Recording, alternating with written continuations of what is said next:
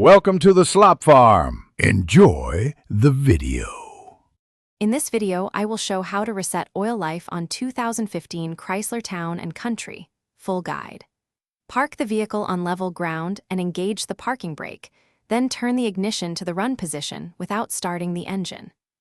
Use the steering wheel buttons to open the vehicle info screen, select oil life, and press and hold the OK button until the percentage resets to 100%.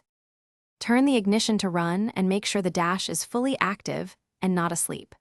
Navigate using the right and left steering wheel buttons to reach vehicle info, then select oil life and view the current percentage. Press and hold the OK button for several seconds and watch the oil life percentage count up to 100%, confirming the reset is complete and the message is cleared. If you're finding this guide helpful, please subscribe and like so I can keep making clear car tutorials. Quick recommendation. I've been enjoying a book called The Simple Path to Wealth that can change how you think about money, and it pairs nicely with practical habits like maintaining your vehicle.